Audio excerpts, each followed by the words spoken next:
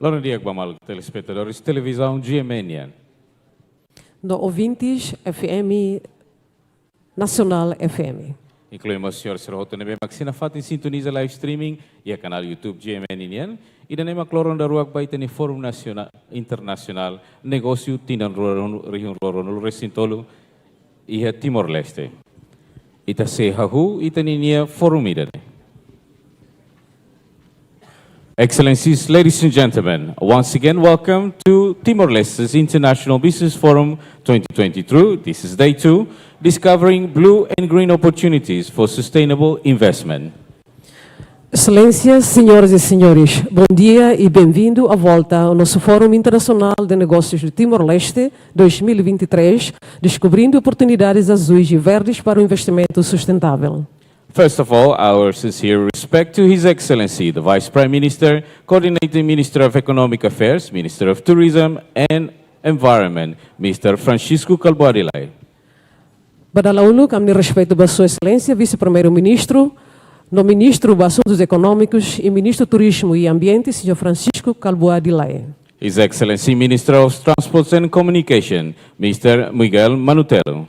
Sua Excelência, Ministro do Transporte e Telecomunicação, Sr. Miguel Manutelo. His Excellency, Minister of Public Works, Mr. Samuel Marçal. Sua Excelência, Ministro das Obras Públicas, Sr. Samuel Marçal. His Excellency, Minister of Interior, Mr. Francisco Guterres. Sua Excelência, Ministro do Interior, Sr. Francisco Guterres. His Excellency, Minister of Strategic Planning and Investment, Mr. Gastão de Souza. Sua Excelência, Ministro do Plano e Investimento Estratégico, Sr. Gastão Souza. His Excellency, Vice Minister of Parliamentary Affairs, Mr. Hugo Adérito. Sua Excelência, Vice-Ministro dos Assuntos Parlamentares, Sr. Hugo Adérito. His Excellency, Secretary of State of Cooperative, Mr. Arsenio Pereira. Sua Excelência, Secretário de Estado de Assuntos Cooperativas, Sr. Arsenio Pereira. His Excellency, Ambassador of Japan, Mr. Kimura Tetsuya. Sua Excelência, Embaixador do Japão, Sr. Kimura Tetsuya. His Excellency, President of Chambers of Commerce Industry, Timor-Leste, Mr. Jorge Serrano. Sua Excelência, Presidente da Câmara de Comércio e Indústria Timor-Leste, Sr. Jorge Serrano. President, CEO of State-Owned Companies. Presidentes, senhores presidentes, empresas públicas e instituto público. All delegates, participants, ladies and gentlemen. No delegado Sirahoto e participantes, senhoras e senhores. Also, our respect to the country representative of World Bank, Mr. Bernard Harborn, as well as the IFC country director, Mr. David Friedman. Good morning. And now, ladies and gentlemen, to begin, we would like to invite Mr. Simon Christopher from Blue Hope, a filmmaker who has been filming Timor-Leste for 15 years, to introduce to you a video titled Timor-Leste Blue Hope. Senhoras e senhores, a Tuhahu convida o Sr. Simon Christopher, Husi, Timor-Leste Blue Hope, título filme da Nebeni Foca e durante Tina Sanul Resten Lima e a Timor-Leste.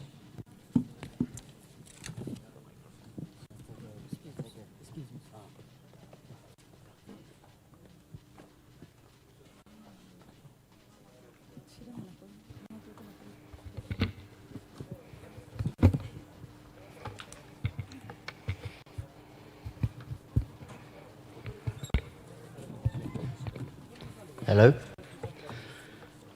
Bom dia, Emma Hotu Hotu.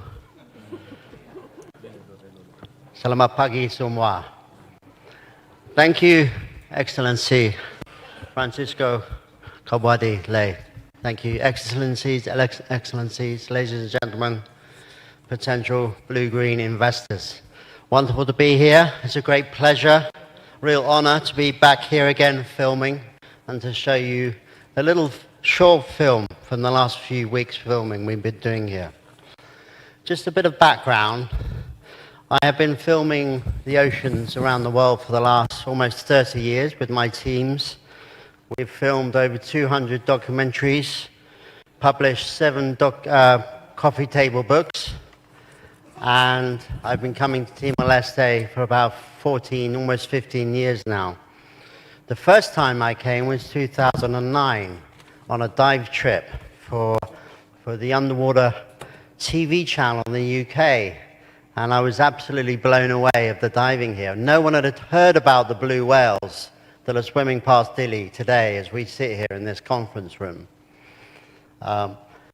I was then invited back by President Jose Ramos Horta to make a film, make a series, and we made a series called TIMOR-LESTE from Below. 10-part series, was seen by millions of people and was amazing. It was the best series we've ever published, we've ever produced. So I'm delighted to be back here now.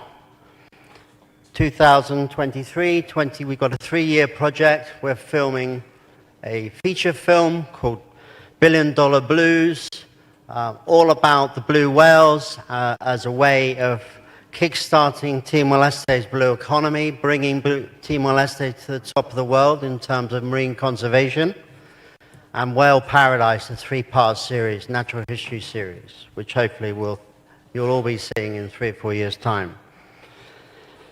What I'm about to show you now is what we've been filming in the last 2, 3, 4 weeks now, down in Baucau. And suffice to say that the Emmy award-winning cameraman that we've been filming with, if I'd sent him anywhere else around the world, it would not have been possible to film what we filmed in a whole year, what we filmed in 4 weeks. There is no other place on the planet that has the biodiversity of cetaceans and megafauna that you're about to see. There is nowhere else left on the planet that has this biodiversity. So what you're about to see is the last frontier, and what we have here in Timor-Leste has to be totally ring-fenced and protected, because there is nowhere else that has this. And that's what we're doing. We're mobilizing a global team of big foundations going to come and protect and help Timor-Leste. I think everyone in this room has an opportunity, and albeit a duty, to help protect Timor-Leste, because what you're about to see is totally and utterly unique. So thank you very much. Thank you.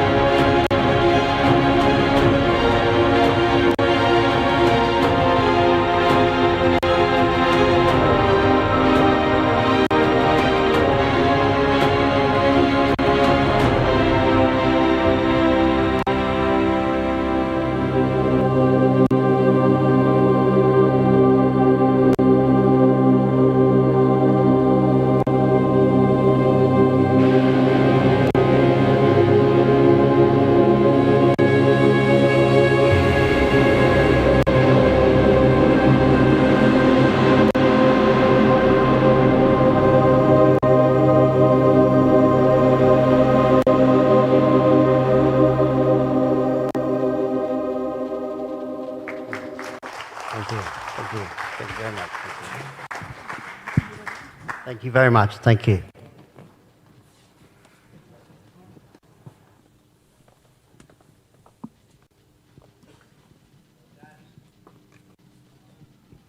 Ladies and gentlemen, once again, let's give another round of applause, Mr. Simon Flimbu-Hope. Excellencies, ladies and gentlemen, first of all, we now invite President of Timor-Leste Chamber for Commerce and Industry and CEO of GMN Holding Group, Mr. Jorge Serrano, to share some experience of various local and international business investment diversification in Timor-Leste's economic development. Senhoras e senhores ilustres convidados, Badalo Lukumaita convida ao respeito ao excelentíssimo presidente da Câmara de Comércio e Indústria de Timor-Leste e CEO do grupo Média GMN, senhor Jorge Serrano, a partilha experiência, balão e vários investimentos empresariais local e internacional e a diversificação e desenvolvimento econômico Timor-Leste. Por favor.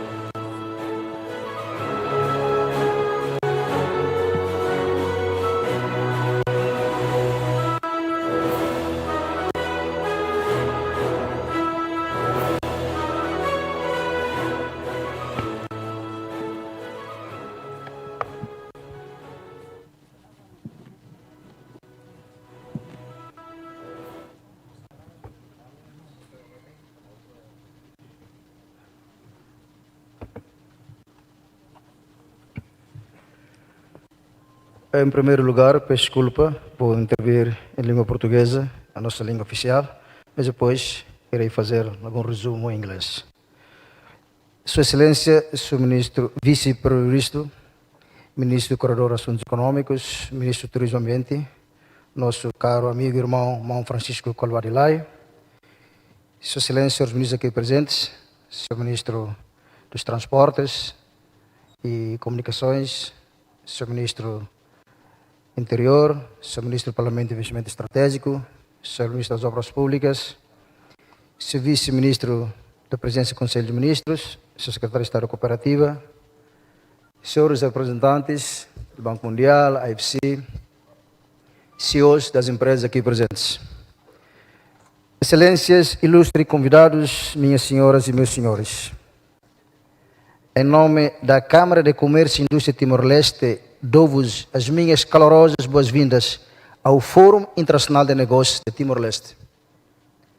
É um prazer e uma honra ter aqui reunidos hoje tão estimados participantes e convidados, representando um leque diversificado de indústrias e setores. Este fórum, que pretende servir como plataforma para estimular e aprofundar discussões produtivas e explorar colaborações e parcerias entre líderes empresariais, empreendedores, investidores e decisores políticos, é um testemunho forte do nosso empenho em fomentar o crescimento econômico, promover relações comerciais e criar um ambiente favorável aos negócios em Timor-Leste. Timor-Leste, nação ainda jovem, mas com uma herança histórica e cultural rica, está empenhando em promover e atingir um desenvolvimento econômico considerável. Para tal, é visão do nosso governo criar um ecossistema empresarial vibrante e sustentável que atraia investimentos nacionais e estrangeiros, impulsionando a inovação e fomentando o empreendedorismo. Com este fórum, pretendemos mostrar o imenso potencial por explorar e as oportunidades de investimentos que Timor-Leste tem para oferecer. Possuímos recursos naturais abundantes, uma localização geográfica estratégica e uma população ansiosa por abraçar novas ideias, tecnologias e parcerias. Juntos, podemos preparar o caminho para um desenvolvimento inclusivo e sustentável. Este fórum oferece uma diversidade considerável de sessões, painéis de discussões e workshops, abrangendo diversos setores como a energia, agricultura, turismo, infraestruturas ou tecnologias, com o objetivo de facilitar a partilha de conhecimentos, explorar parcerias e identificar áreas de preferências de investimento. Encorajo-vos a todos a participarem ativamente nos debates, a colocarem as questões que consideram pertinentes e a partilharem os vossos conhecimentos. Este fórum oferece uma oportunidade incrível para estabelecer ligações únicas e explorar parcerias potencialmente muito interessantes. Juntos podemos contribuir para a prosperidade econômica e para o desenvolvimento de Timor-Leste e, em simultâneo, criar um futuro mais brilhante para todos. Gostaria ainda de expressar a minha sincera e profunda gratidão à Sua Excelência, Vice-Primeiro-Ministro, Ministro Coordenador de Assuntos Econômicos e Ministro do Turismo e Ambiente, o nosso querido irmão, a nossa salva de palmas ao Senhor Ministro e Vice-Primeiro-Ministro, pela iniciativa, pela coragem de organizar esse fórum junto conosco, a Comissão Organizadora e todo o Governo de Timor-Leste, com o seu trabalho e apoio. Sem o seu trabalho e apoio, não teria possível realizar este evento. Estendo também a minha enorme gratidão a todos os participantes, oradores e painelistas que vieram de perto e de longe para fazer parte deste evento internacional. Vocês são o ingrediente mais importante para o sucesso deste fórum. Desejo-vos uma experiência muito produtiva e gratificante neste Fórum Internacional de Negócios de Timor-Leste. Que as vossas interações conduzam a parcerias frutíferas, soluções inovadoras e uma visão partilhada para um ambiente empresarial próspero na nossa nação amada. Muito obrigado e, mais uma vez, bem-vindo.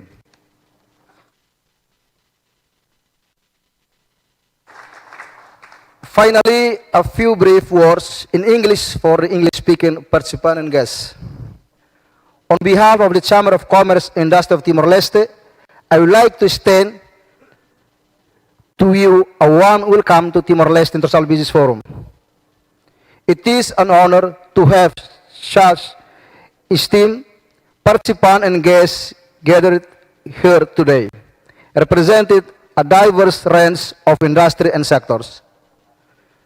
This forum provides an excellent and unique opportunity to build meaningful connection, forge partnership, and explore avenues for collaboration, considering the immense potential investment opportunities that Timor-Leste has to offer. Together, we can contribute to the economic prosperity of Timor-Leste and create a brighter future for all. I wish you all a very productive and rewarding experience. Before concluding, please join me in watching a video with testimonies from several entrepreneurs doing business in Timor-Leste.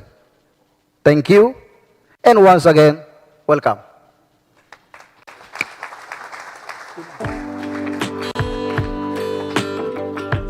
Dear distinguished participants and guests of Timor-Leste, it is a privilege to address you at this very first Timor-Leste International Business Forum. As the chairman of BNCTL Executive Committee, I extend a warm welcome to each of you. Timor-Leste, with its untapped potential and natural resources, offers a compelling landscape for green and blue investments. Our nation provides a fertile ground for those looking to expand their businesses and establish meaningful partnerships. I invite you with enthusiasm to explore the wealth of opportunities within our borders. Timor-Leste has undiscovered treasures both on land as well as in our expansive blue water. Our yet to be explored gold mines present exciting prospects for business persons like yourselves. Our government and private sectors are actively seeking collaborations with fellow investors and visionary leaders. We believe that together we can unlock the potential for our nation. Timor-Leste is on the rise, and we are dedicated to fostering a welcoming environment for investors. Our government encourages foreign direct investment ensuring a transparent and smooth business process. We welcome and encourage you all to invest in Timor-Leste, and together, let's grab the opportunities this young nation offers. I'm confident that by expanding your adventures in Timor-Leste, you will find success and contribute to the growth and development of our vibrant nation. Thank you. I wish you all productive discussions and meaningful partnerships during this forum.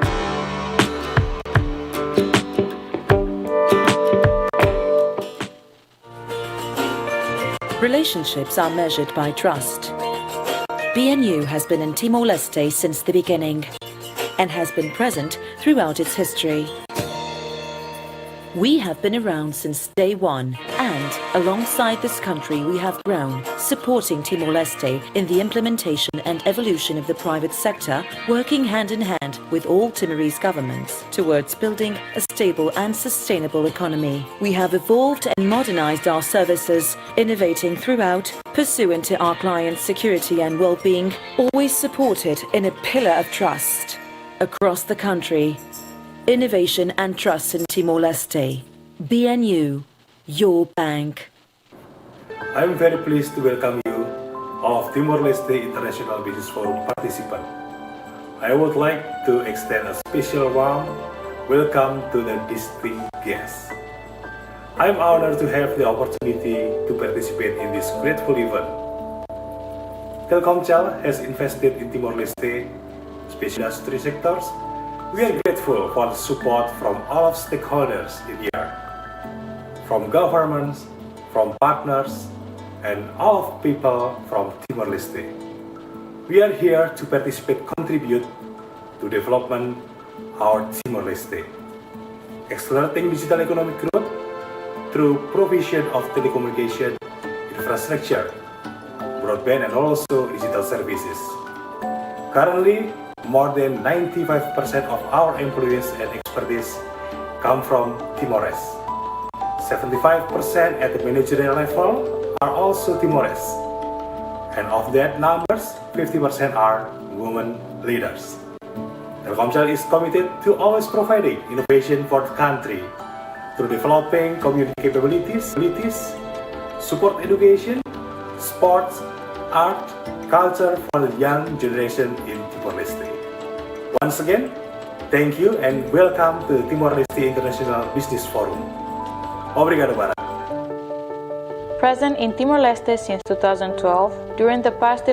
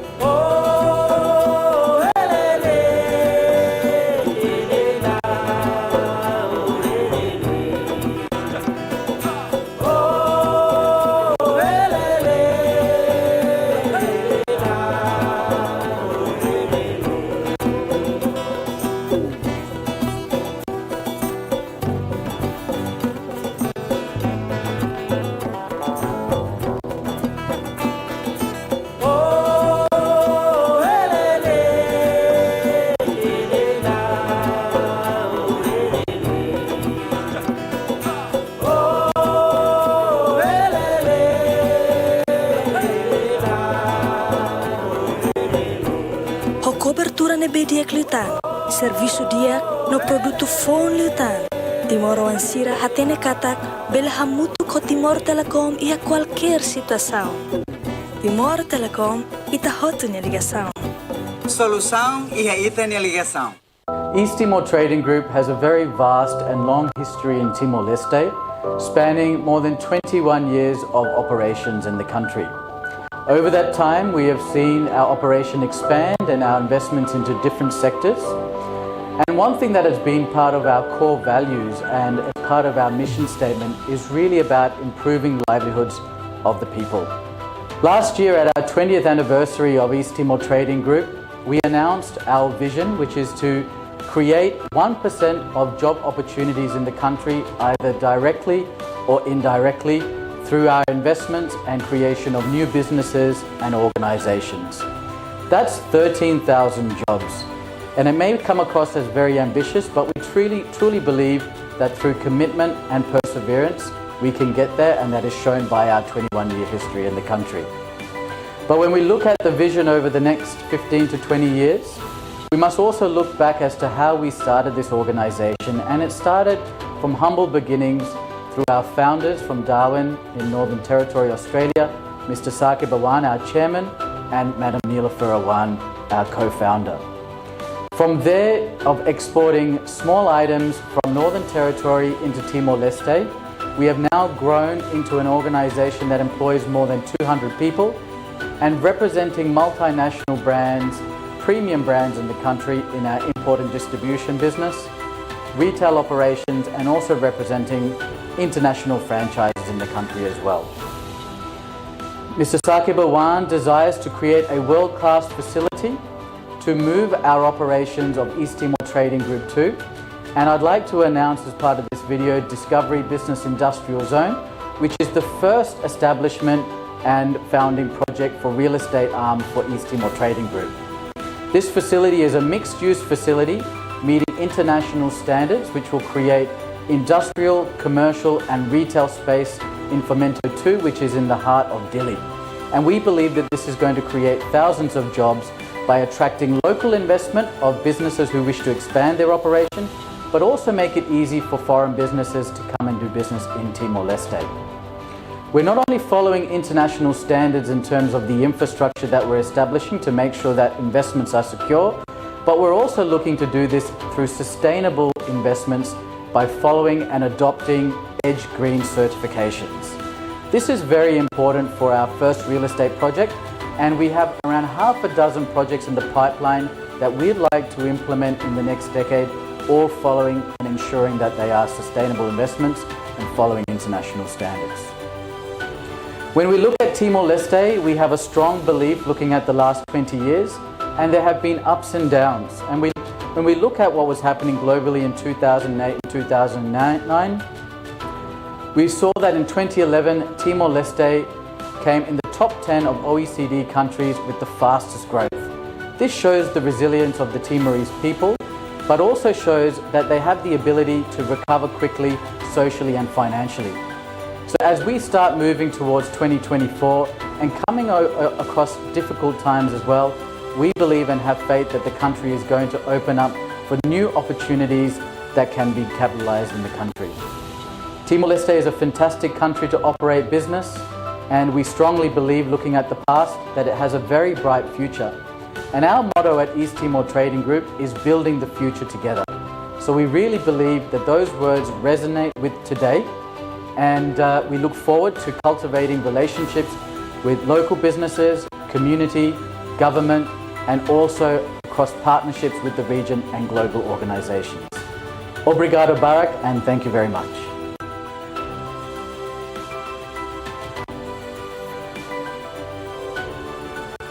We are Heineken, the second largest beer manufacturer in the world, with more than 240 internationally renowned brands, present in over 170 countries, and manufacturing in over 80 countries, and proudly including Timor-Leste. We set up a state-of-the-art automated production plant in 2017, the most significant manufacturing sector investment. Heineken plays a vital role in the economic development of Timor-Leste. Our locally produced ABC and Bintang products are well recognized throughout the country and brewed to international standards. You can have one of our cold beers all by yourself or together with your friends and family. Heineken beers are already part of our lifestyle, either with a can, a bottle, or a draft, and are produced locally to international standards by our own local team. Learning is part of our culture, and we thoroughly train our people, both locally and internationally, to the highest standards. Heineken believes in diversity and equal opportunities. The health and safety of our employees is our priority. We believe in having an enjoyable workplace. And we are motivated to learn and love to work at Heineken. We recycle all our waste and focus on reducing water usage and CO2 emissions.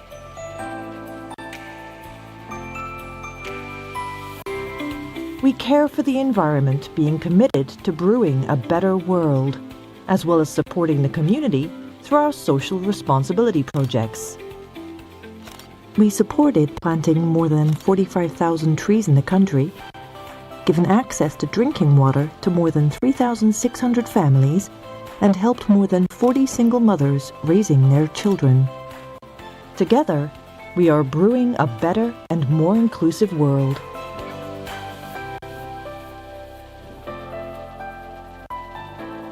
Cheers to that. Welcome to TIMOR-LESTE, World International Business Forum.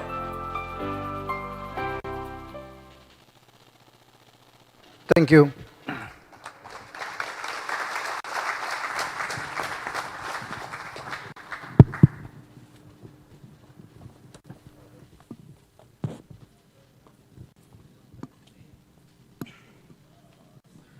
Thank you very much once again.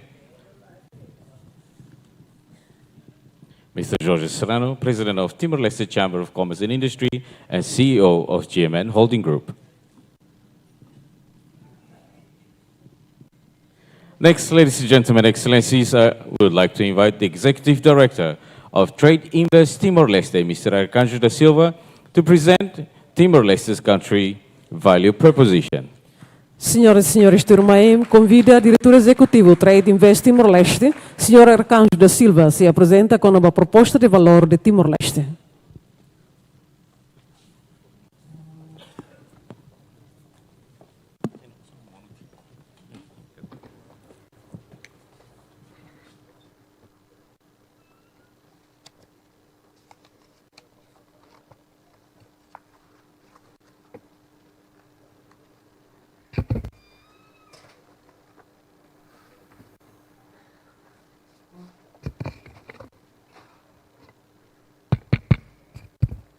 Yes, thank you, Masters of Ceremony, Mr. Bepi and Mrs. Paula.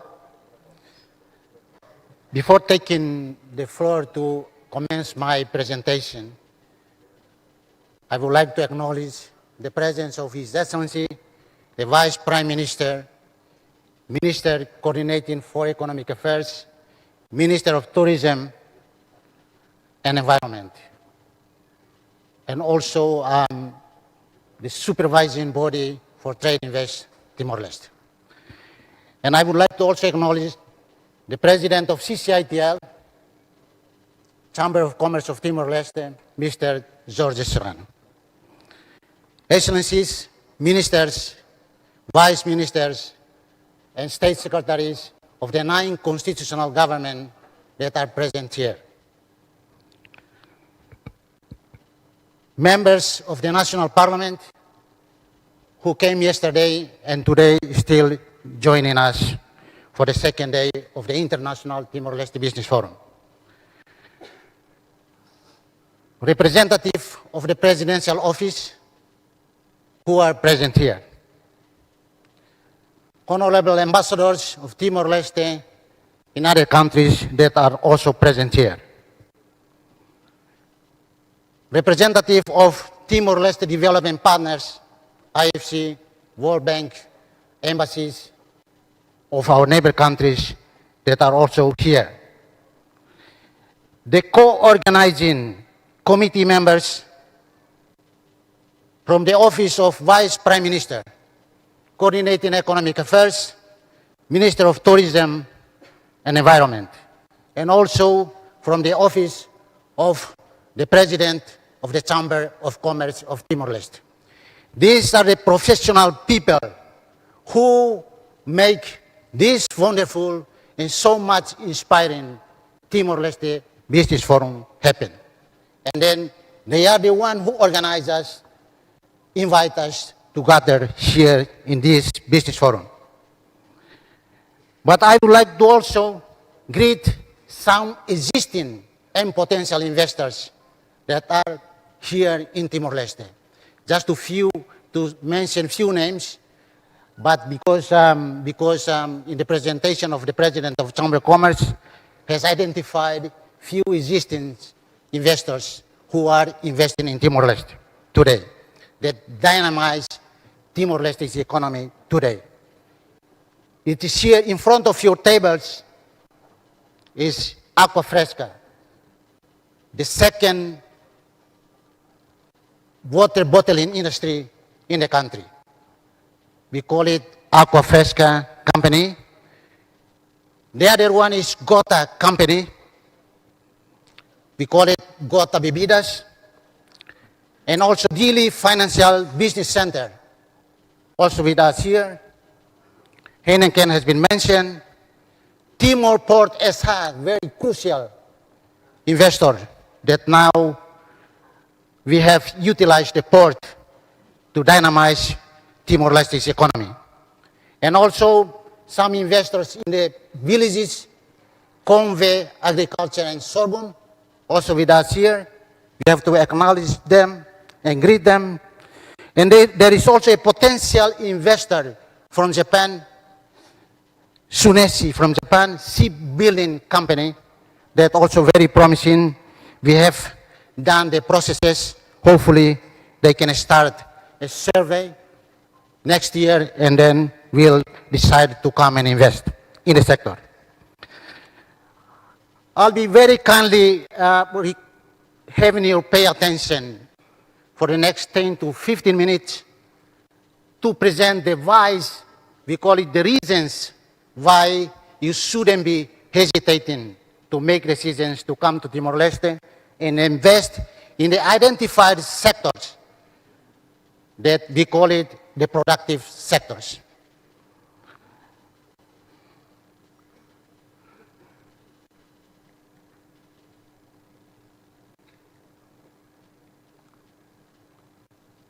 There are five at least reasons why you shouldn't be hesitating to decide to come and invest in Timor-Leste. But there are so many other reasons. But because of the limited time allocated for me, I'll be only talking about the five main reasons. The first reason is Timor-Leste currently has a young and emerging economy with a monetary stability. I will not touch on the macroeconomic indicators because it was presented by the World Bank. They are the author of the annual report, the ADP yesterday, and also the central bank. But I just mentioned because they are the reasons why you shouldn't be hesitating to decide to come and invest in Timor-Leste. The economy is performing better than some of its competitors in Asia and the Pacific, small state, island states. In terms of GDP growth, inflation, and unemployment rates are not disappointing if you look at the presentation from the Central Bank, ADB, and the World Bank yesterday.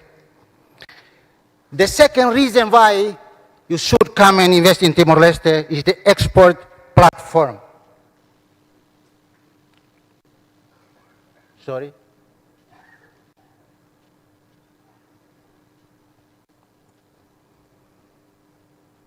The export potential destination, if you are an investor to produce any kind of potential accessing to more than 2 billion people in 56 countries with a modern and the most sophisticated port infrastructure that I will clarify in my next slides.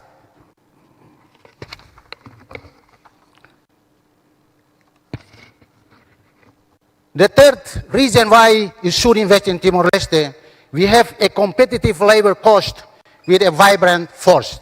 Timor-Leste applies the second most competitive salary in Southeast Asia with one of the youngest labor force in the region.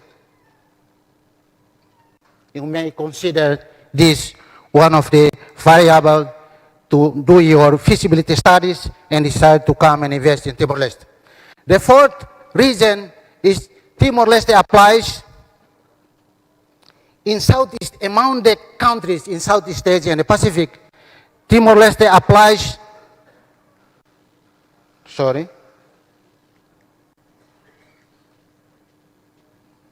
I'm talking ahead of my slides. Sometimes it's difficult, but there should someone to manage my slides.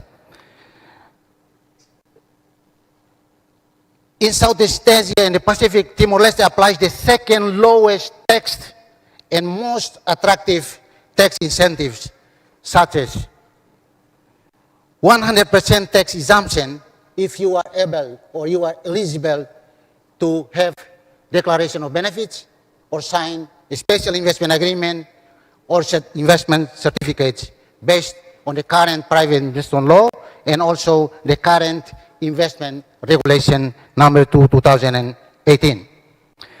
The last or the fifth reason why you should invest in Timor-Leste is Timor-Leste is considered is one of the most stable and democratic countries in Southeast Asia.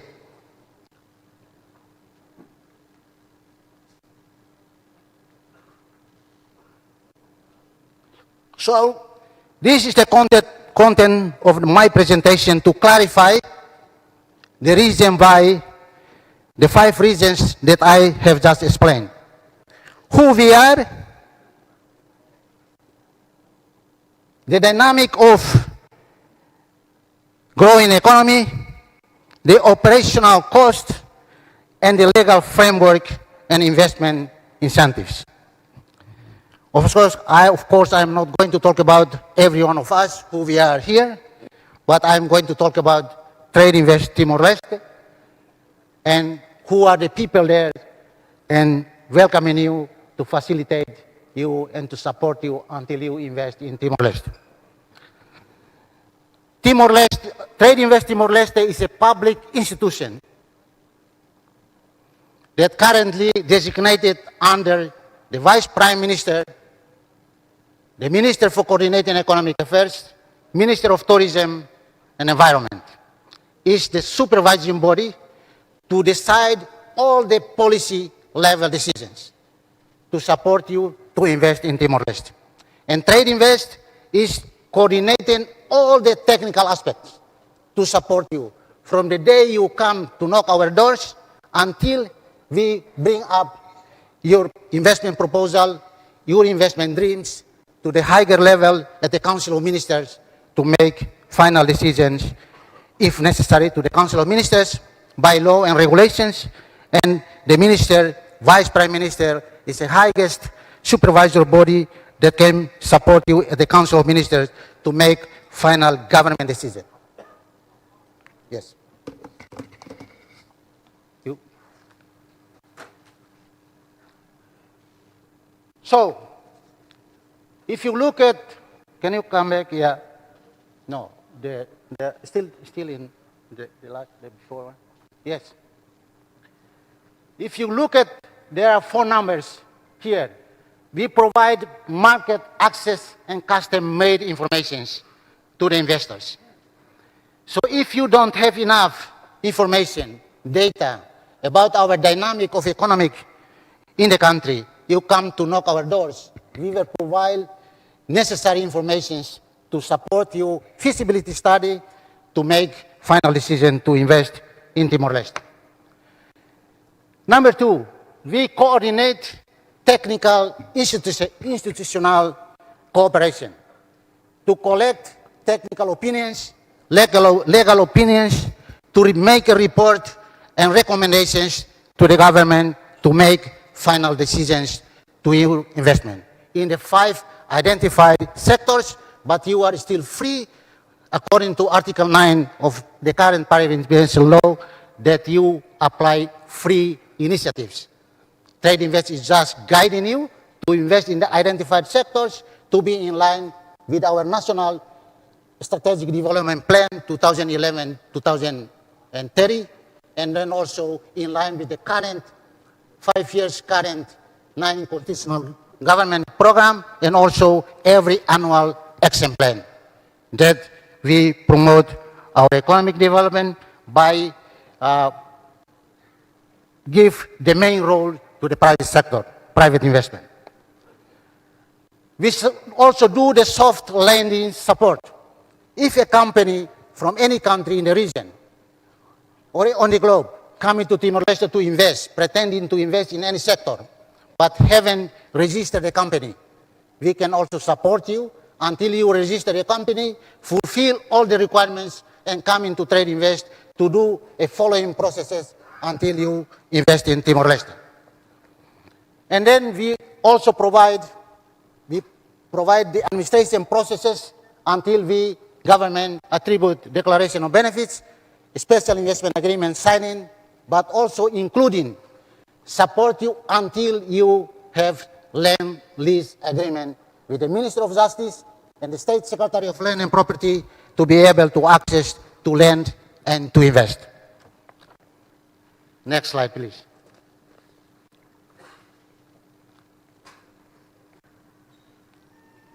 There are procedures that we have to go through before government make decision to attribute an investor certificate or declaration of benefits.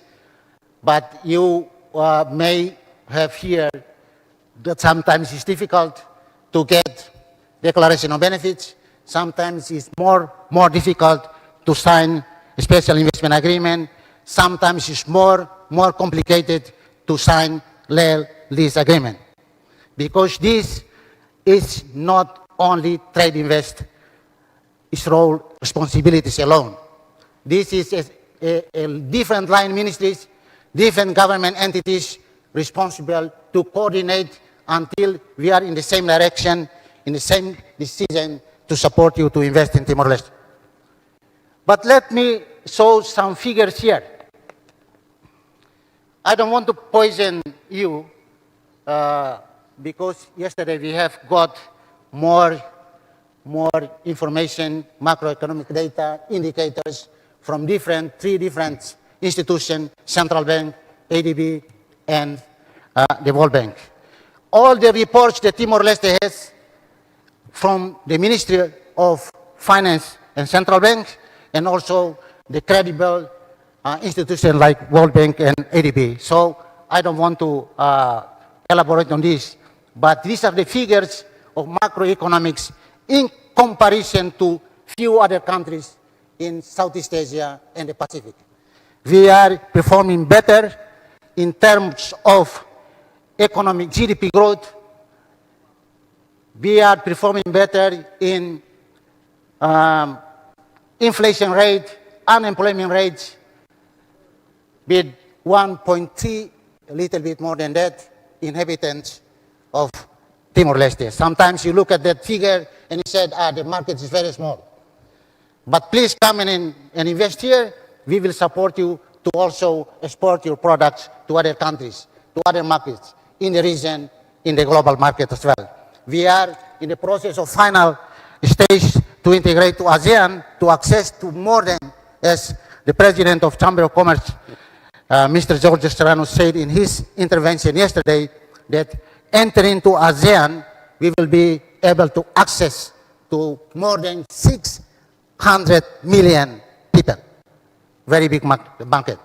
We are also in the final process to integrate to WTO. Sometimes there are some preoccupations, but we have to solve internally to prepare our legal framework, to make strong our government institution, to make strong and stronger our private sector so that we can be able to compete in the region and also in the global market. So please go ahead.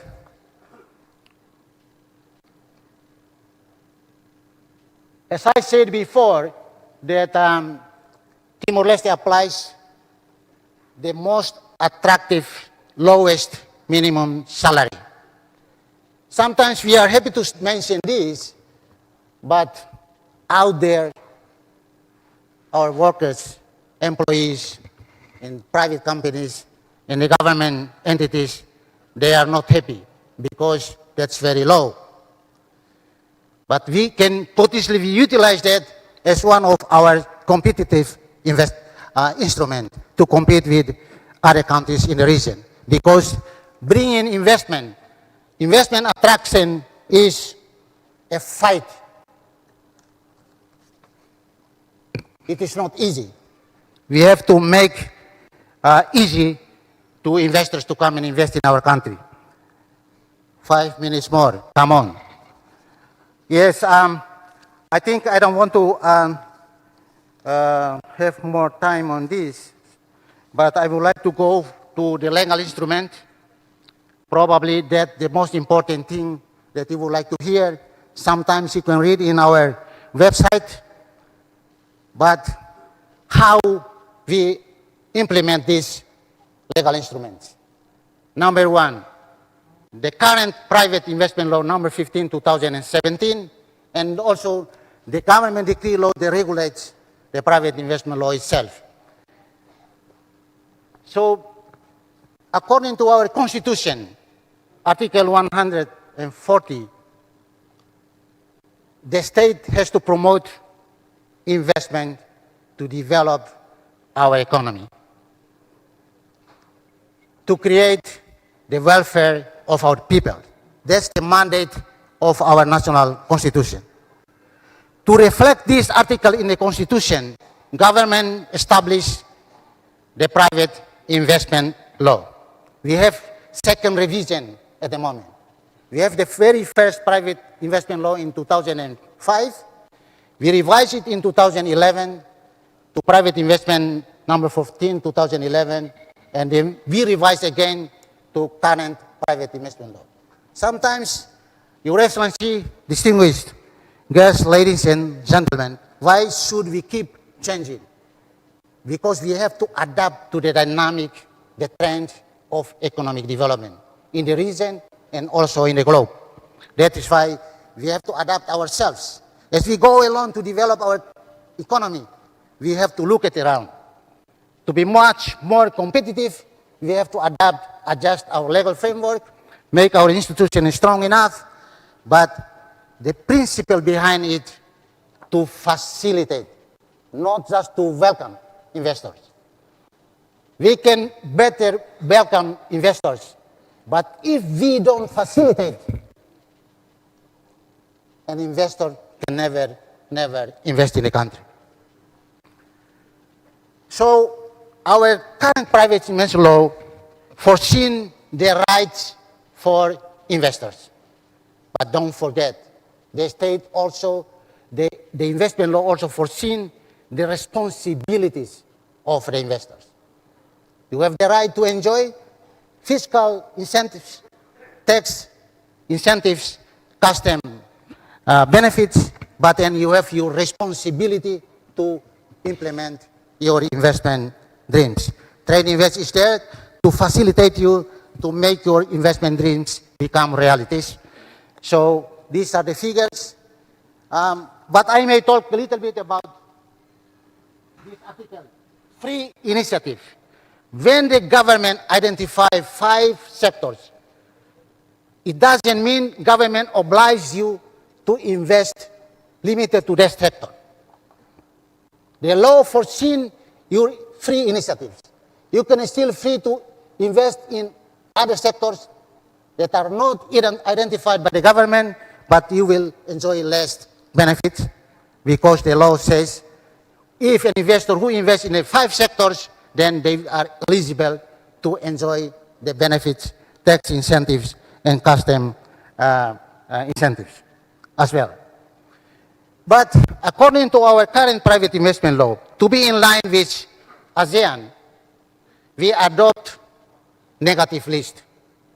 The negative list is the opportunity for our national private sector, the opportunity for the government to think about there are sectors that we restrict, and there are also sectors that are forbidden for both domestic investors and FDIs. When we said restricted, that means you can invest in the sector, but we have to fulfill certain conditions to be eligible to invest in the sector. So they are on the list, very few. Some countries even list down more than 20, 50 sectors, but we have only not 8, but we actually have 10, 5 restricted, and then 5 sectors are forbidden. I have probably 1 more minute.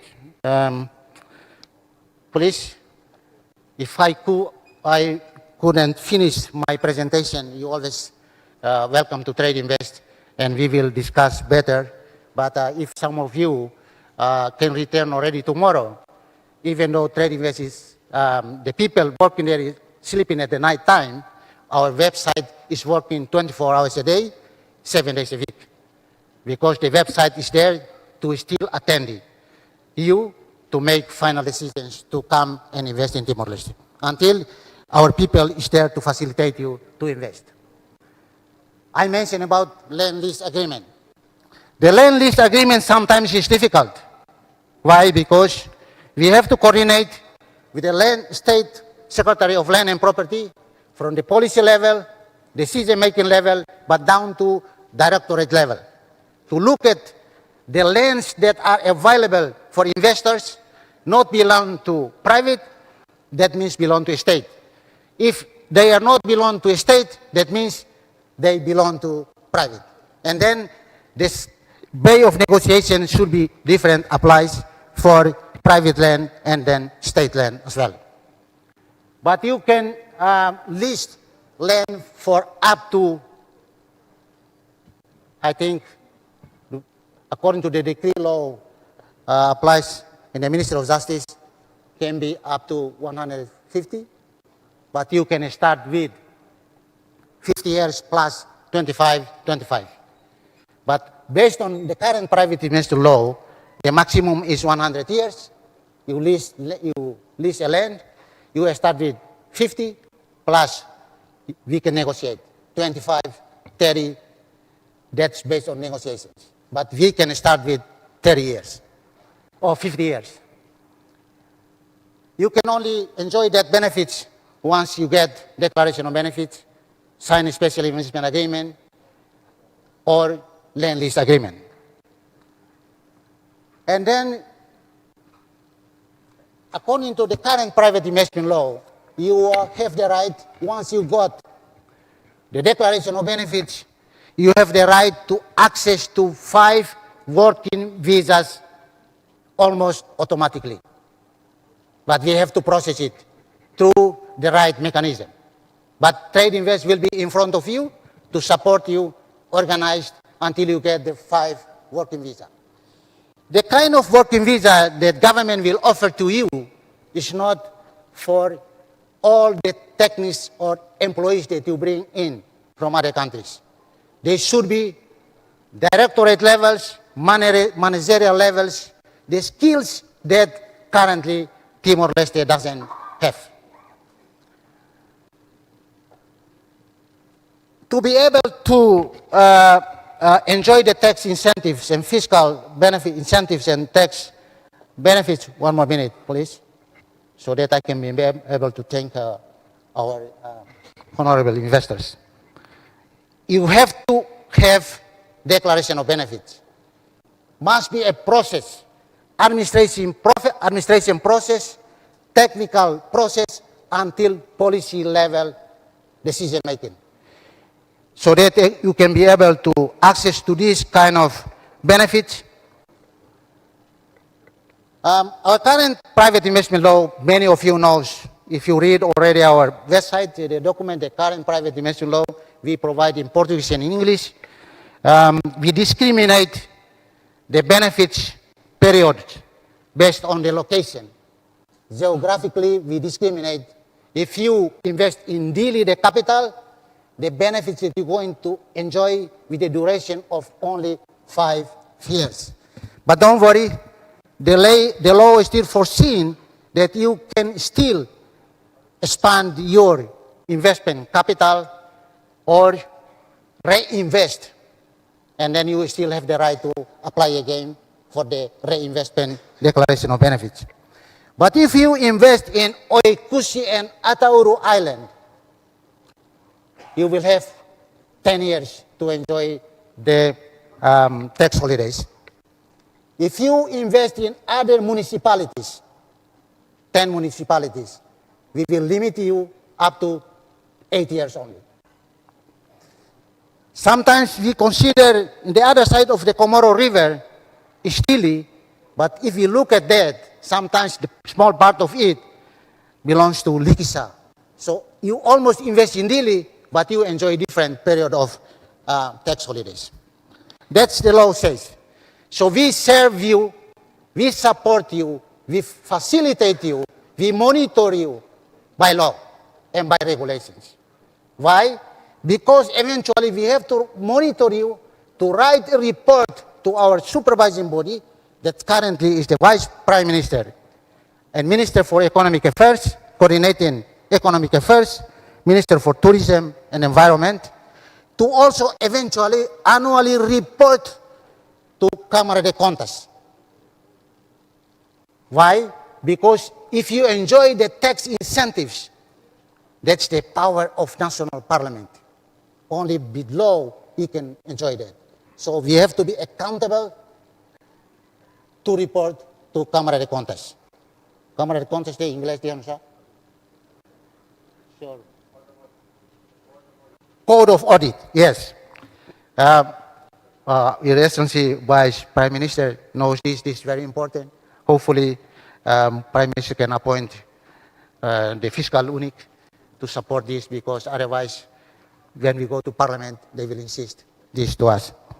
I utilize this moment to, and speak, because sometimes why you should monitor the progresses of our investment. This is 100% pure private investment.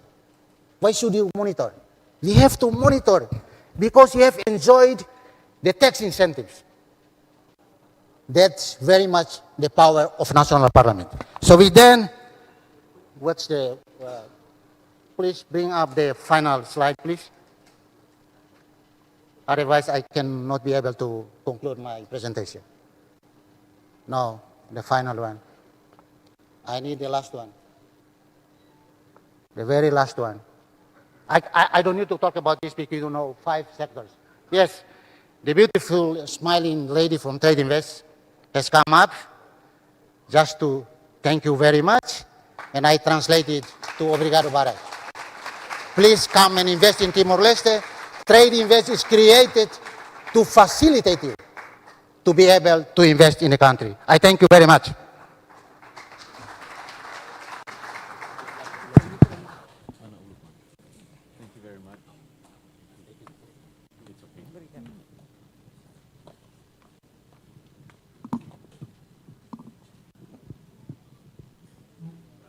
Thank you very much. Once again, Executive Director of Trade Invest Timor-Leste, Mr. Arcanjo da Silva.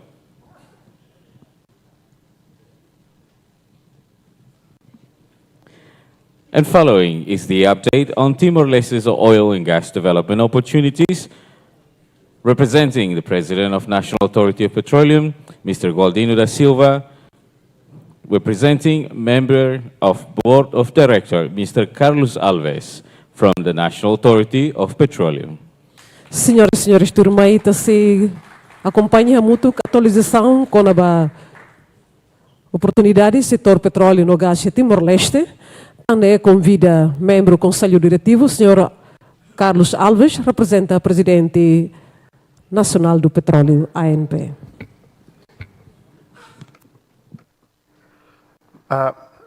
Before I proceed with my presentations, please allow me to express our sincere apology.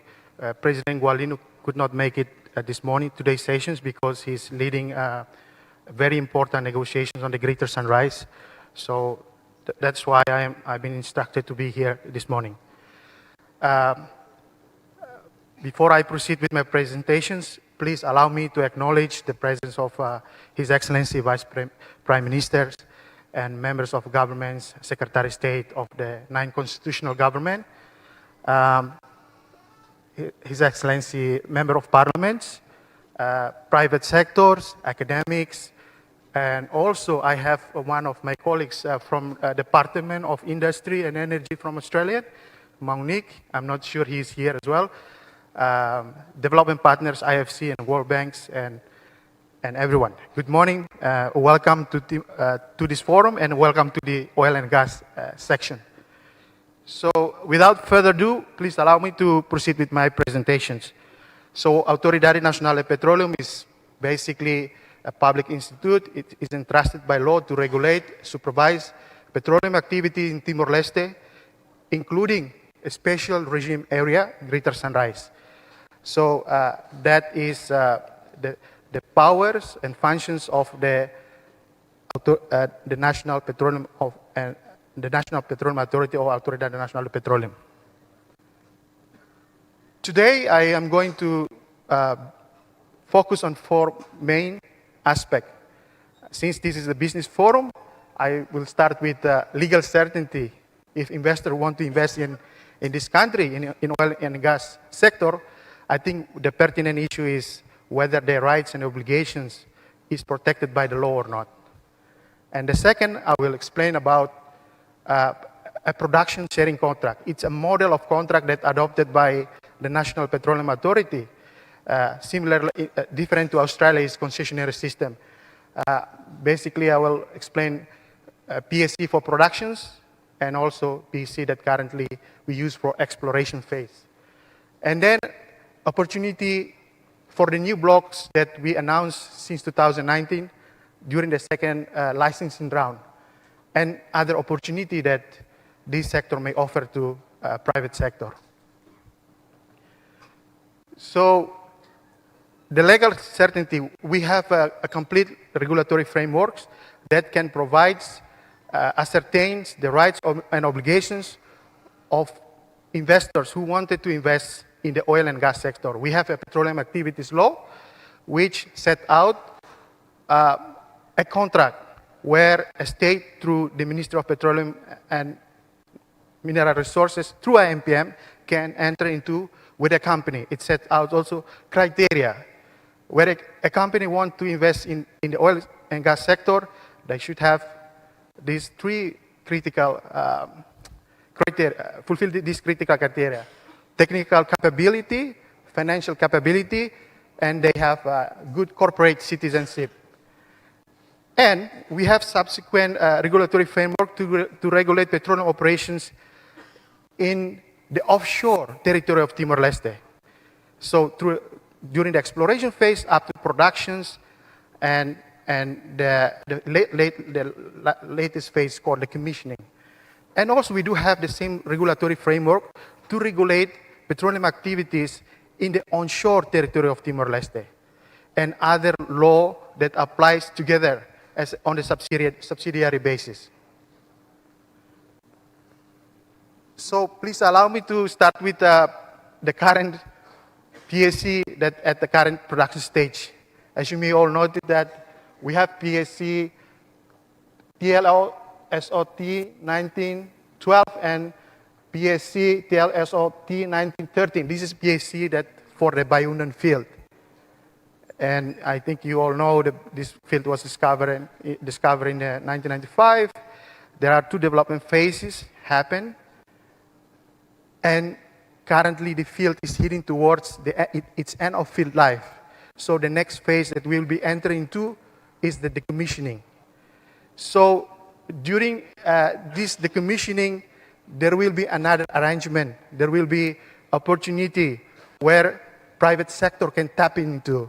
Without me to tell details, because we are the MPA is currently in discussions with the operators of the Bayundan field to see how can we proceed with the decommissioning activities itself.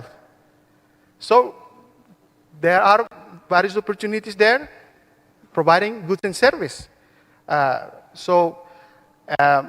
I'll be happy to discuss this later on, whenever the time's permitted. I'm cautious with the time. Let's move to the next one. Sorry.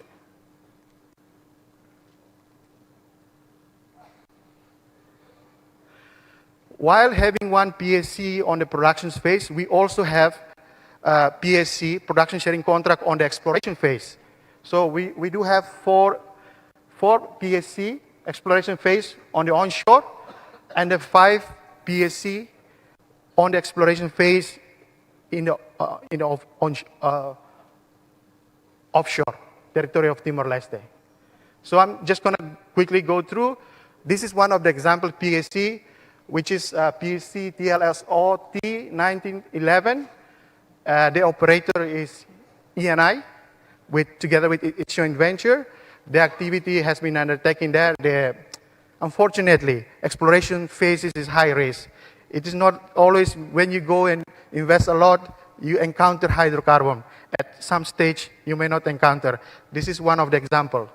So, however, the company has fulfilled their minimum exploration commitment, but the area still has some prospect, what I call a prospect area, that further exploration activity to be carried on there is a chance or probability for encounter hydrocarbon.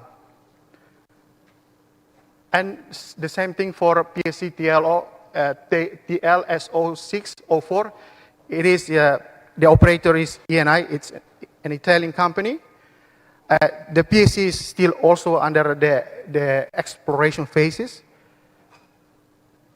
And we have PSC TLSO-1501. This PSC was awarded to our national oil company, Timor-Gap. So Timor-Gap is currently undertaking exploration activities there. We have PSC TL-OT-7008 and PSC TL-OT-7009. This PSC was awarded to an international company, Timor Resources, in partnership with Timor-Gap. So I think there is a presence of Timor Resource representatives in this place, I believe. So if you may be aware that last week we make announcement of technical discovery, which opened the way for next year drilling for appraisal to identify whether the technical discovery is proved to be declared as commercial or not. So this is a process where AMPM, with the new government commitment under the leadership of Sr. Gualdino, we work hard to make sure that this activity can move forward. And Canarvon. Canarvon is, it's actually located here. It used to be part of, before 2019, it used to be part of contract area within Australian jurisdictions, Laminare Corallina. But when maritime boundary entered into force, these slices become part of Timor-Leste. We have done an exploration activity to find hydrocarbon. Unfortunately, we encountered hydrocarbon, but it's not commercially discovered.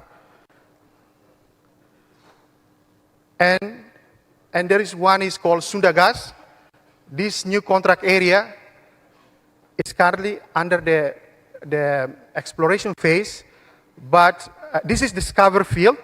Next year there will be a drilling for appraiser drilling to identify whether the hydrocarbon there is commercial discovery or not. And in addition to that, we also have onshore PSC for Paulaca. Another PSC awarded to Rarahana, which is located in the Los Palos area. So, in addition to the existing block that we have in place, we also have, in 2019 until 2020, we offer 18 blocks called through public licensing round. So basically, there are 7 blocks for onshore, 11 blocks for offshore. Out of these 18, during the expositions and promotions,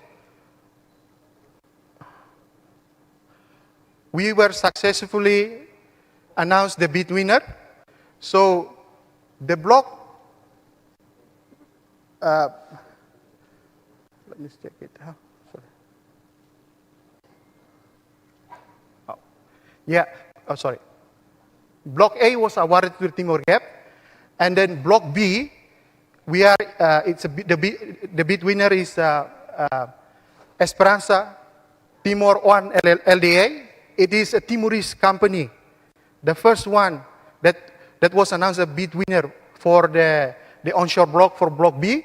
So basically, MPM and MPM and ETO is currently finalizing the terms and conditions of the PSA. The same things is the bid winner for Block F. It is Kazakhstan company. MPM also in the process of finalizing the terms and conditions of the PSC. Block P is the bid winner is ENI. The same things, we are in the process of finalizing terms and conditions. And then Block R is for Santos. We are in the process of negotiation because there are some elements of petroleum and carbon capture elements to be discussed as well. So, in addition to what we have in oil and gas sector, there are other opportunities that are offered. As I mentioned earlier, that Bayu Undang is heading toward decommissioning activities. There is a possibility of repurposing the facility for carbon capture, storage, and usage. So, CCS project. So there is an opportunity for that, but the discussion is still ongoing.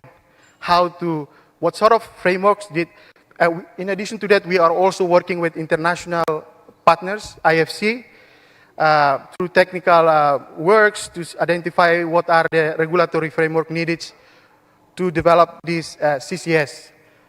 And the other one is the state, Timor-Leste, Australia, together with the Sunrise Joint Ventures, currently in the negotiations to finalize production sharing contract, PMC, and the fiscal regime. So when that is happened, obviously there will be a lot of opportunity to tap into in terms of goods and services during the petroleum activities. I think that's all my brief presentations. Thank you.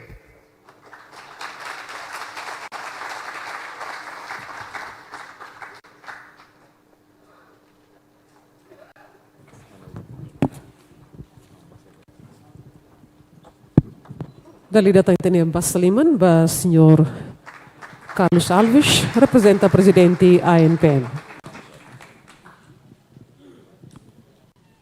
And now, ladies and gentlemen, the presentation on mining sector development update and opportunities. We'd like to welcome President and CEO of Murakrai Timor EP, Mr. José Gonçalves. Turma, a apresentação com a atualização e oportunidades e a desenvolvimento do setor mineiro. Convido ao respeito o presidente e CEO da empresa Murakrai Timor, empresa pública, Sr. José Gonçalves.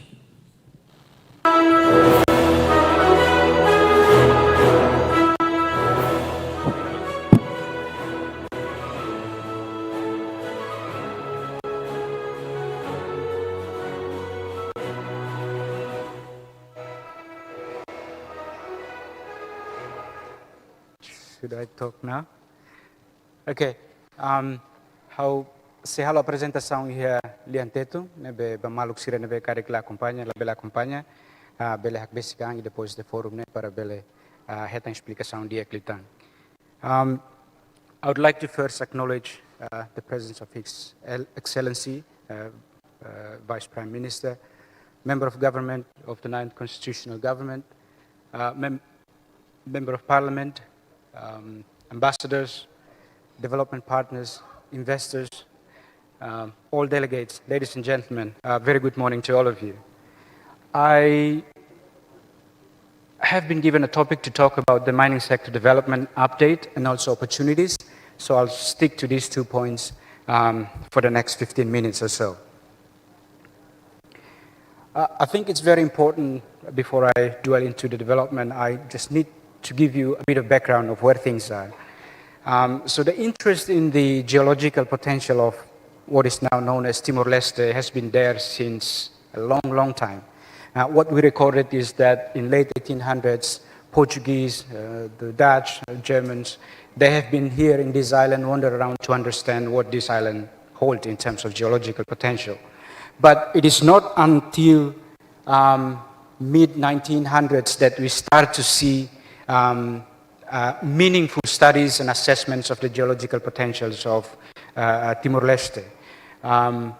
By towards the end of, I think, mid-1900, there is a serious study that's done by a gentleman called Audley Charles, which attempt for the very first time describing the geology of Timor with attempt to understand the stratigraphy of the Timor Island, particularly this side of the island.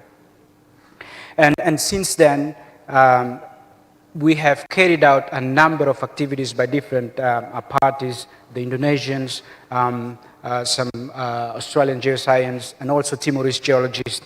We tried to invest quite a lot of money in trying to understand the geology of the island. So fast forward in the last 17 years, we have seen an increased use of this mineral potential, and that is contributed to the fact that as a country, we need to develop and we need to tap into these resources. So I would say that we have experienced quite a significant change in terms of the scale, the complexity of the sector, the scope of our intervention in terms of using those resources, as well as the way we supervise and enforce the requirements for exploitation of these mineral resources. But it is in the last 6 years that things become very robust in terms of framework, in terms of investment in getting more and more data that we did not otherwise have prior to this last 6 years. So I think I would like to paint a picture just to give you an understanding of where things are. We are spending quite a lot of effort in managing the construction materials side of the business as of now. So from 2006 to 2016, we have recorded a bit over 500,000 tons of construction materials aggregate, both sand and gravel, being used in the country. But from 2017 and 2023, we have seen a significant increase both in production and the use of the construction materials. We've recorded over 6 million tons of combined sand and gravel production for utilization in the country. This has contributed to a combined a bit over $14 million revenue to the state. It's quite small compared to other revenue sources in terms of domestic revenue, but what we can tell here is that it contributes quite significant over time. And I think this is the picture that we have today, but there is more interesting opportunity to come as we go through this presentation. So the biggest investment so far by the government to make sure that investment in the sector can take place is to acquire data. So information and data and information in this sector is very important. And the government take the initiative to invest, to acquire those data, and to make it available to investors such as yourself. So we have carried out a magnetic, radiomagnetic regional airborne survey and heliborne time domain electromagnetic survey. So these data are very critical, and we run it in the entire territory, the main island, Atauru, and also our enclave on the other side of the, on the other half of the island. Following those airborne geophysical survey, we have also carried out field verification and laboratory analysis to firm up our understanding on those anomalies, the signals that the data give us through the acquisition process. And then we carried out a number of assessment, modeling and interpreting what we see from these data. And as you can see, many of you may not be a geologist or geophysicist, but there are anomalies that attract the attention for you to take a step more to understand what's there in the ground.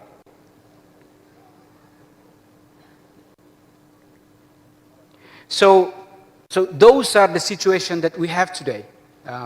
We have done assessments, and those assessments give us an opportunity to take another step to look into what sits there that haven't been touched today. So next, I would like to talk about what opportunities that is there for you, business community, to start to look at, or at least get your heads around and strategize what can you do in this sector in Timor-Leste. But before I talk about opportunities, I think it's very important to tell you the enabling factors, at least to our understanding as entity who involved in this sector. We think it's very important that both policy and regulatory framework exist first, and it exists in a sense that supports the growth of the industry.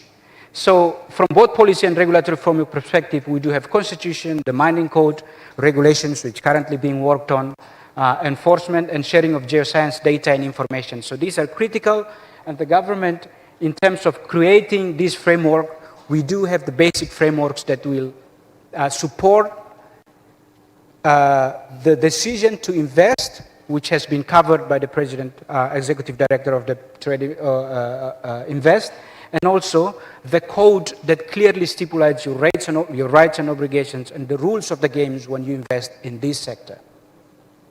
Enforcement, we do have regulatory authority that regulates the sector, but investment climate and infrastructure is also a very important enabling factor. I think investment climate, again, Trade Invest have shared with you what it's like. Infrastructure, I think it's very important to share with you that the government have invested quite a lot that supports the investment in the mining sector, things like ports, roads, bridges, electricity, water, that are very crucial when it comes to supporting this sector. Financial infrastructure and market access, I believe from yesterday's session, today's session, you've got insight into what Timor-Leste can offer in terms of enabling the development of this sector. Geological potential and workforce, again, geological potential, I've dwelled to it a little bit, and my colleague from Trade Invest has shared with you the workforce in terms of commercial attractiveness, but workforce in terms of competence as well. We are young populations. We have both the education system, both in the country and offshore, that produces workforce that are having competency to support the development of the mining sector. So what are there for you to start to think, to decide to invest? We do have targeted commodities that are known to occur, have been identified, have been tested both in the laboratory, in the country and overseas, to be potential for business community explorers to start venturing into.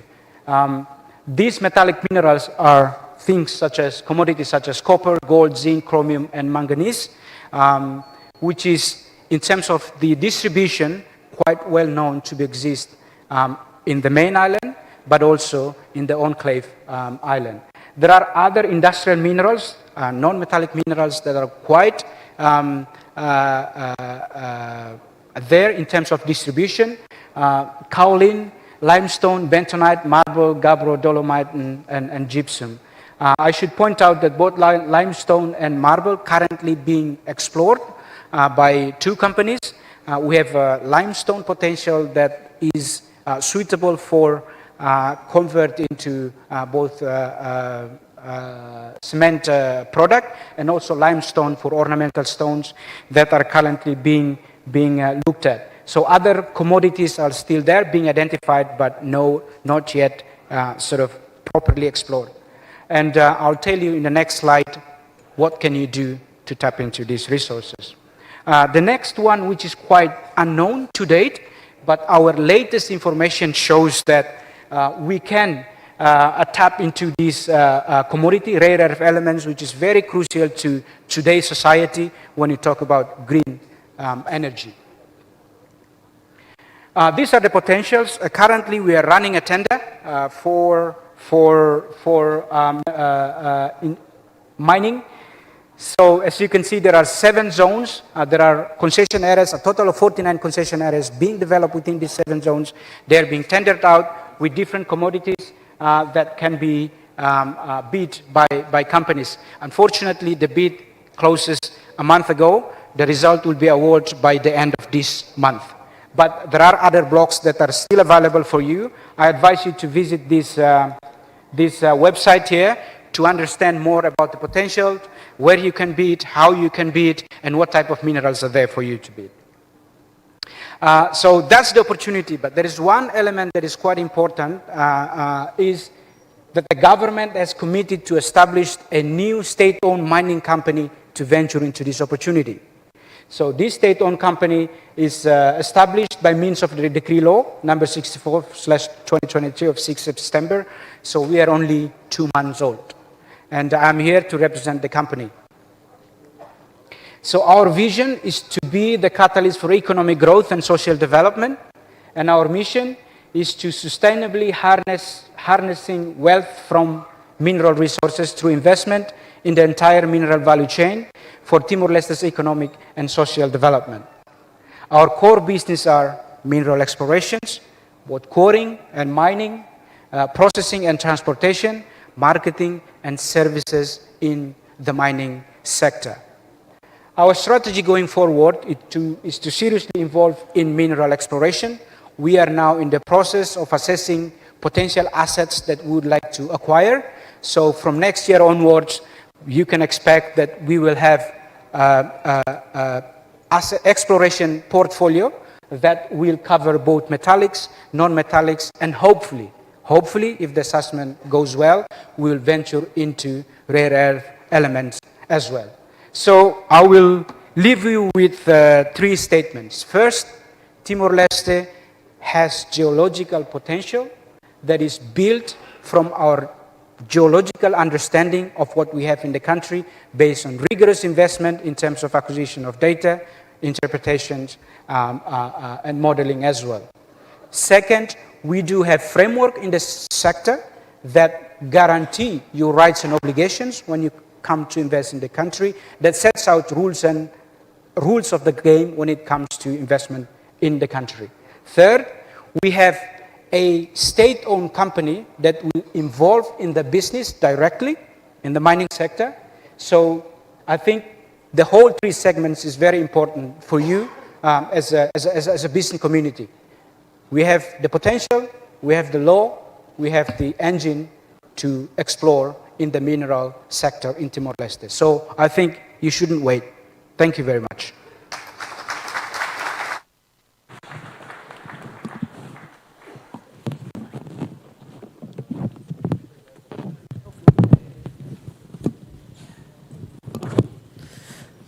Obrigada, da liderança Bassaliman, da presidente do CEO, Murakrai Timor, empresa pública.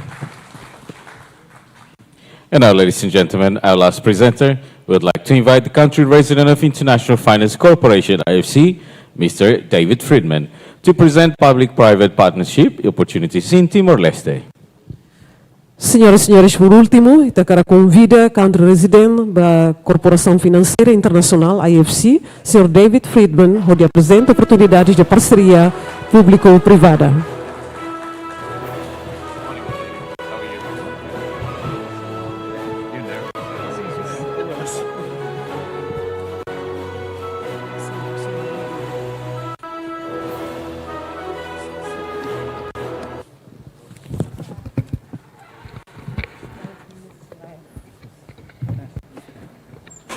So, Excellency Vice Prime Minister, Coordinating Minister for Economic Affairs, Minister for Tourism and Environment, Francisco Calbuadi-Lai, Excellency Minister for Transport and Communications, Miguel Marquez Gonçalves Manatulu, Excellency Minister for Interior, Francisco da Costa Guterres, Excellency Vice Minister for Parliamentary Affairs, Hugo Adarito da Costa, Excellency Secretary of State for Cooperatives, Arsenio Pereira da Silva,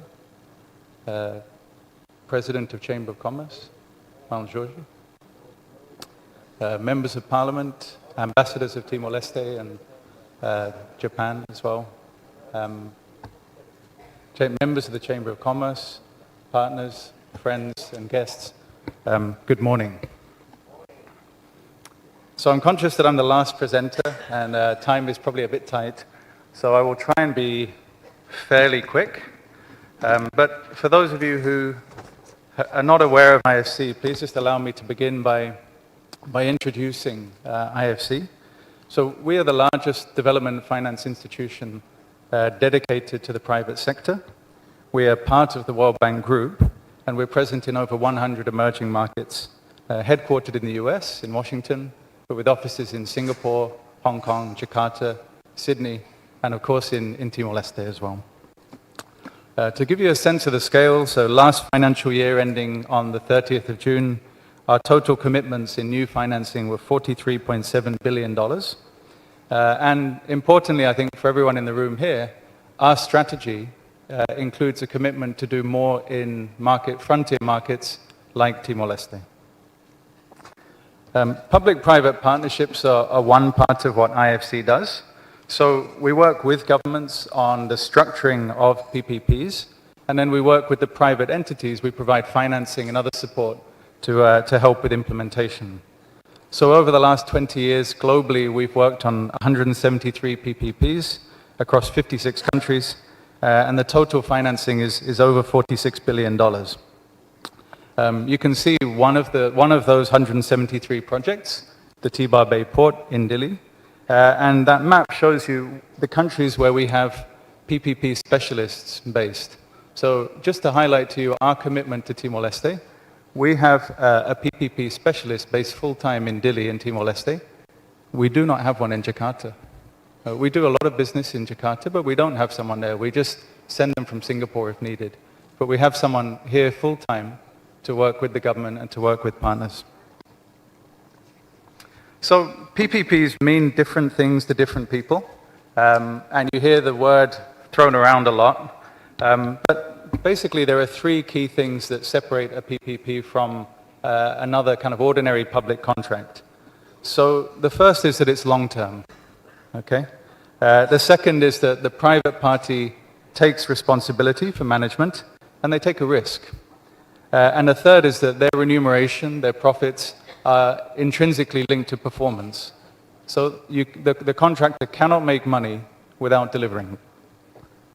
So there are a variety of sectors where PPPs have been used, but the core, the sort of classic, are the infrastructure services. So transport, roads, bridges, tunnels, airports, ports, water and waste management, power, generation and distribution, and then various kinds of social infrastructure as well.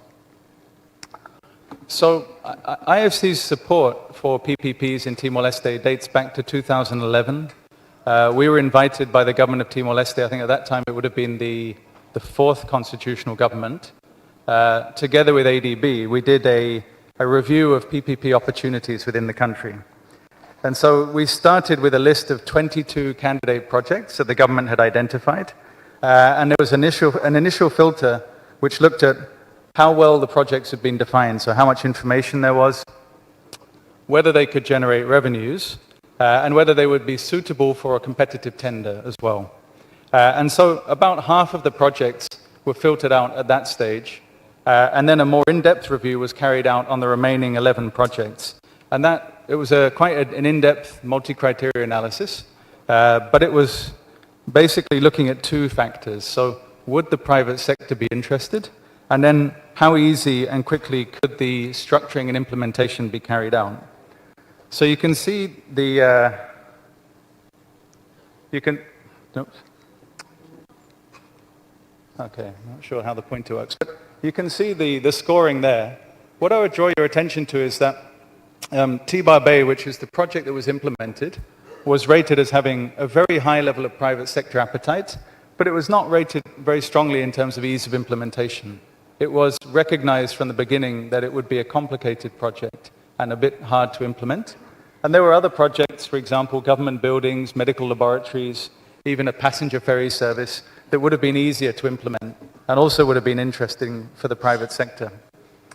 But in any case, the government, I think, initially was interested to start working on T-Bar Bay Port and also on the airport, and so that's where we started as IFC. A lot of work was done early on to get the basic legal foundations for PPPs in place. So Timor-Leste passed a law to establish an infrastructure fund, which is a a financing window for infrastructure in 2011, and then subsequently it passed a special decree law on PPPs in 2012. The chart on the right-hand side and then this table, it shows you how the Economist Intelligence Unit has evaluated Timor-Leste's environment for PPPs.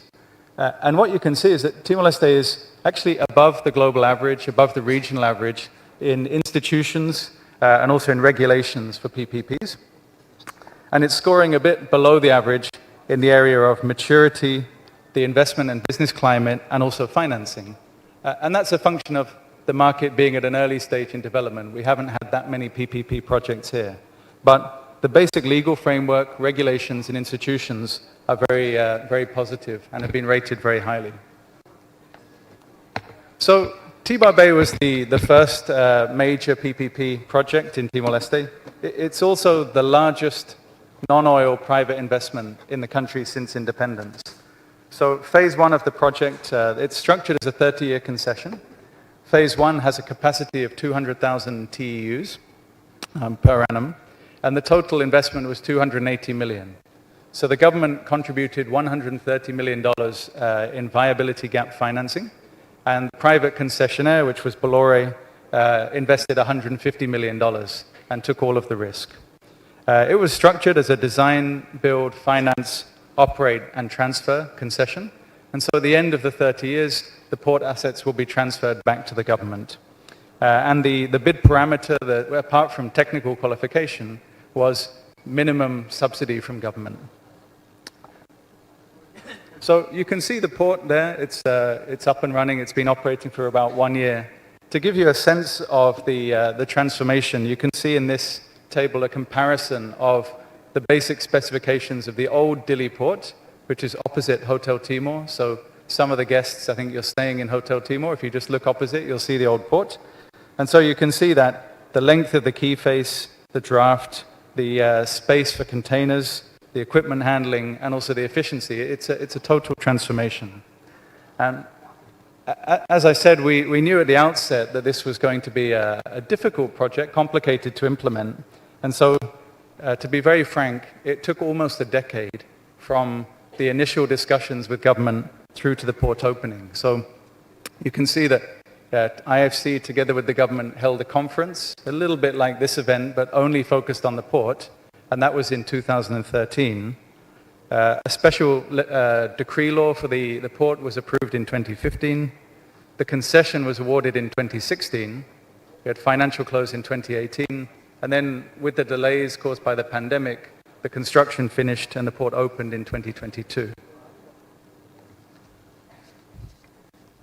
So some of you will have seen it and you may have a chance to visit the port, but I'd like to highlight some of the benefits that we are already seeing in terms of impact on business and investment. So firstly, the port is much more reliable than the old port. So shipping lines now have regular services. They can be sure that they will not spend more than 24 hours at the port unloading and loading. And that's compared to days, if not weeks, at the old port. So that's a big difference for the shipping lines, and that's reflected in the services and also the charges. In terms of the capacity, so we now see more services, larger vessels, and we've also seen some special services coming in linked to specific projects that also wouldn't have been possible. So you can see the vessel in that picture. It's called the Rei Da, and this was a vessel that was used to transport the piles for the Timor Marina Square project. So I can see Mr. Lim and the team sitting over there. So that vessel would not have been able to get into the old Dili port. Its draft was 10 meters, and the old port was limited to 6.5 meters. So this is already an example of the infrastructure now facilitating new investment. In terms of the port's efficiency, so the Timorese workforce are performing extremely well, and the efficiency indicators, specifically the number of movements per hour, are far above the benchmark. So the contract required that the initial number of container movements would be at 14 per hour, and that the port would achieve maybe 22 within a decade. So after 10 years of operations, it would reach 22 movements per hour. It has already far surpassed it. And actually, if you benchmark T-Bar Bay against other ports in the region, is one of the most efficient within the region. And it's also implementing global best practices. So you have some of the codes and certifications that are widely recognized as being the good practices. So with the port's capacity and also this very efficient operations, there is a chance, I mean, it's not for sure, but certainly a chance that Timor-Leste could become a hub for transshipment within the near region, especially eastern Indonesia. So you can see the surrounding ports in eastern Indonesia, none of which have the depth and facilities that Tibar Bay has. You can see the larger shipping lines. And then on the far right-hand side, you can see an example from Malaysia of what that transformation can look like over 25 years if the right things come together. So that was the first PPP project to reach completion. There's a second project which is under implementation right now, and this was a solid waste management project that was prepared with the support of the Asian Development Bank. So this is a slide that the colleagues at ADB have provided, and I think I won't present in great detail, but just to summarize that the project includes a reconstruction of the dump site at Tibar, which is the main municipal dump site for the whole country, and then also implementation of a new system for waste management, waste processing as well. So this project, the contracts have been awarded and the implementation is getting started now. Okay, got to be quick. And so should deliver a big benefit. So now I think a chance to look ahead. The program of Timor-Leste's 9th constitutional government, which was sworn in on the 1st of July, includes a very clear commitment to continue the use of PPPs, and especially to look for sectors that have high potential for multiplier effects. So if we look at projects that are underway and that could be implemented within the next 24 months, there's actually quite a strong pipeline. I think we have to recognize that the government will need to review and make a decision on each project on a case-by-case basis, but we have, starting with the most ready, there's a solar power generation project, 72 megawatts, that is currently in the bid evaluation phase. It's an investment of around maybe approximately $100 million, and that would be a big shift towards renewable energy generation. We then have a couple of PPPs that have been considered for Dili. So the first is a PPP to support the airport operations and also upgrading. So this is one which, depending on the government's vision for the airport and how it would like to take it forwards, it could be brought to the market quite soon. And there's also an affordable housing project that IFC has been working on, and that's to build roughly 700 to 1,000 houses on a site just outside Dili. And then there are two projects which are nationwide. So you have a unique ID project that ADB has been supporting. This one is going to be rebid, so it'll be coming to market very soon. And then there's a medical diagnostics project that IFC supported, also nationwide, and also ready to go to market should the government wish. So looking beyond this, we heard a lot about the vision of the blue and green economy, tourism, sustainable development. And I would say that looking ahead, there's really excellent potential for PPPs in Timor-Leste.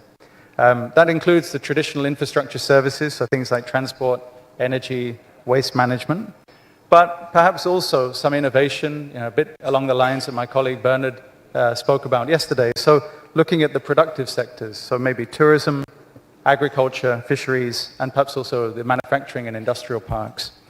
On tourism, just to give a sense, you can see here pictures of on the top left, the Posada in Malbisi, going around clockwise, the hot springs in Marobo, the Cones Santana National Park, and then also the Balebo Fort Hotel.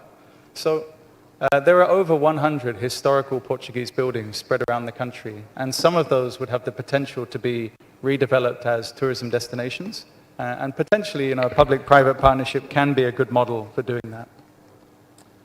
So just to wrap up, I have a few kind of key concluding points. And the first is that we need to think about really what are the value drivers for PPPs. And given fiscal constraints, capital mobilization can be very helpful, but it's also expertise, right? So the capabilities that the private sector can bring to add value. And so this is something that, if used effectively, it can create business opportunities for the investor community, and also help to drive the overall development process. For those of you who are thinking about investing or looking at this market, I think you can see from the independent benchmarking that Timor-Leste has developed a solid legal framework for PPPs, and it's shown throughout the T-Bar Bay port that it's a responsible partner and it takes its commitments very seriously. There's a strong existing pipeline of projects that could be brought to market within the next 24 months as PPPs. And there are also many new projects that the government could develop between now and 2028, depending on its vision and priorities. But I think within all of this, it's of course important to prioritize and also to be selective. We should not think that every single thing should be a PPP. I'm sure that many projects can be done on a purely private basis, and I would encourage all the investors to get out there and make it happen as much as possible. So that concludes the presentation. Seem to have lost the last slide, but thank you very much. And I will end just with a final thought, which is a phrase in Tetun, which I think is very appropriate for PPPs, which is that, so hamutuk itabele. So together we can do it. Thank you.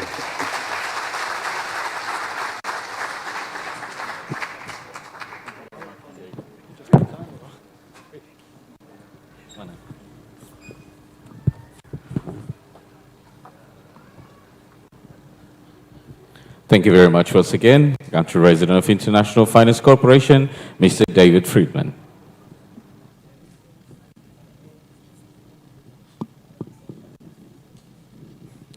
Excellencies, ladies and gentlemen, before we're moving on to panel discussion, we will have a 10 minutes break so that our team will set up the stage for our panel discussion. Please help yourself. There's coffee and tea and refreshments available. We will be back in 10 minutes.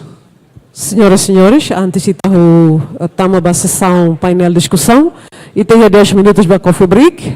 Então pode ser acesso para kotuk, mesa será disponível para tomar café ou chá e tem 10 minutos jeito e tem fila fale mais onde continua tendo a sessão painel discussão.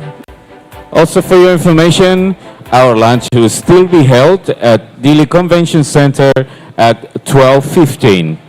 However, if you finish a little bit later, we'll still be traveling to Dili Convention Center, and we shall be back here at 1:50 for our B2B meetings at 2 p.m. For your information as well,